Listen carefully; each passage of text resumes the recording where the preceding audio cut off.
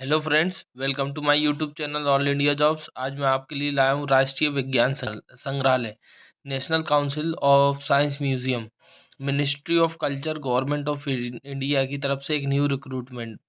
इसमें क्या आपकी एज लिमिट होने वाली है, टोटल नंबर ऑफ पोस्ट क्या रहने वाली है, क्या आपकी एजुकेशन क्वालिफिकेशन होने वाली है, इसमें क्या फ़ीस लगने वाली है, आप इसे किस तरीके से अप्लाई कर सकते हैं, इन सभी जानकारियों को जानने के लिए आप चैनल पर बने रहिए। अगर आप चैनल पर नए हैं तो वीडियो को लाइक करें, चैनल को सब्सक्राइब करें, बेल आइकन का बटन ज़रूर दबाएँ ताकि इसी तरह के और नोटिफिकेशन आपको मिलते रहें। चलते हैं अब हम नोटिफिकेशन की ओर।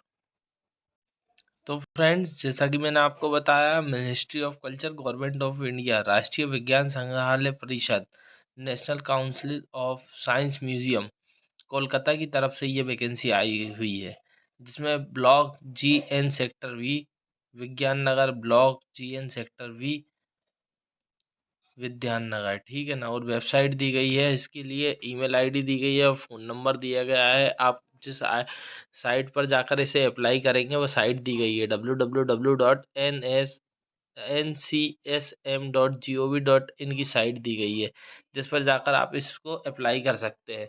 अब इसमें जो वैकेंसी निकाली गई है वो निकाली गई है ट्रेनी। अब ट्रेनी की जो पोस्ट निकाली गई है उसमें निकाली गई है, कारपेंट्री के 3 पद निकाले गए हैं, फिटर के 2 निकाले गए हैं, वेल्डर का 1 निकाला गया है, इलेक्ट्रॉनिक्स का 1 निकाला है, कंप्यूटर साइंस के 2 पद निकाले गए हैं। अब 1 ईयर की ट्रेनिंग में आपको जो स्टिपेंड मिलने वाला है, मतलब जो पेमेंट मिलने वाली है वो मिलने वाली है 12,000 रुपये। और जो और अगर उसे फिर बढ़ाया जाता है तो फिर 16,500 रुपये आपकी पेमेंट मिलने वाली है। अब इसमें आपकी एजुकेशन क्वालिफिकेशन क्या मांगी गई है, इसमें मांगी गई है आपके पास 10th की मार्कशीट होनी चाहिए और आईटीआई पास आउट होना चाहिए, या फिर ट्रेनिंग होना चाहिए, 3 ईयर डिप्लोमा कोर्स होना चाहिए कंप्यूटर साइंस से, या फिर डिप्लोमा होना चाहिए इंफॉर्मेशनल टेक्नोलॉजी से, या फिर कंप्यूटर एप्लीकेशन बीसीए होना चाहिए आपका, ठीक है। अब 1 ईयर का पीरियड होने वाला है आपकी ट्रेनिंग का इसमें, और उसे बढ़ाया भी जा सकता है। अब इसकी जो लास्ट डेट दी गई है वो 4 दिसंबर दी गई है 2023। अगर आपको अप्लाई करना है तो www.ncsm.gov.in पर जाकर इसका फॉर्मेट जो दिया गया है उसे डाउनलोड करना है, और डाउनलोड करने के बाद आप इस वैकेंसी को अप्लाई कर सकते हैं। अब इस वैकेंसी को अप्लाई करने से क्या फ़ायदा होने वाला है ये मैं आपको बता देता हूँ। पहले क्या होता है ना, राष्ट्रीय विज्ञान संग्रहालय 1 ईयर की ट्रेनिंग करवाता है, फिर परमानेंट जॉब निकालता है ट्रेनी की, तो उसमें एक्सपीरियंस मांगता है। अब एक्सपीरियंस मांगता है, अगर आप इधर से 1 ईयर का ट्रेनिंग नहीं करेंगे तो आपके पास एक्सपीरियंस नहीं रहेगा, तो आपको जॉब नहीं लग पाएगी। अगर आप ट्रेनिंग कर लेते हैं तो बहुत आसान तरीके से आप इस जगह पर वैकेंसी पा सकते हैं। अब मैं आपको फॉर्म बता देता हूँ। अब जैसा कि ये फॉर्म दिया गया है, बायोडेटा फॉर्म, ठीक है। राष्ट्रीय विज्ञान संग्रहालय परिषद का एक ये बायोडेटा फॉर्म दिया गया है, जिसमें जो भी पद आप भरना चाहते हैं, जैसे कारपेंटर, फिटर, वेल्डर, इलेक्ट्रॉनिक्स या कंप्यूटर साइंस, उस पर आपको टिक करना है ऊपर की ओर। फिर बड़े लेटर में आपका नाम लिखना है, जैसे आपका नाम जो भी हो, फिर पिताजी का नाम लिखना है जो 10th की मार्कशीट में लिखा हो, प्रेजेंट एड्रेस और परमानेंट एड्रेस। अब प्रेजेंट एड्रेस और परमानेंट एड्रेस क्या होता है, प्रेजेंट एड्रेस में आप जैसे कहीं रह रहे हो, मगर आपका परमानेंट एड्रेस आप जहाँ पर बहुत दिनों से रह रहे हो, या फिर आपका गांव का एड्रेस, वो होता है परमानेंट एड्रेस। दोनों एड्रेस आप लिख सकते हैं इस पे। उसके बाद डेट ऑफ बर्थ जो 10th की मार्कशीट में लिखी हो वही देना। पर्सनल नंबर ही देना, कॉन्टैक्ट नंबर जिस पर कॉन्टैक्ट जैसे आपके मैसेज आते हैं तो आप पढ़ सको। ईमेल आईडी भी ऐसी कि अगर मेल आता है, आपको सिलेक्शन हो जाता है तो आपके पास होना चाहिए। उसके बाद जनरल, एसटी, एससी, ओबीसी से हो आप। उसके बाद आधार कार्ड नंबर या फिर पैन कार्ड नंबर, दोनों में से कुछ भी दे सकते हो। अगर आप फिजिकली हैंडीकैप हैं तो यस और नो पे क्लिक करें। फिर एजुकेशन क्वालिफिकेशन में जैसे आपने एमपी बोर्ड से पास किया है, परसेंटेज बने हैं 65।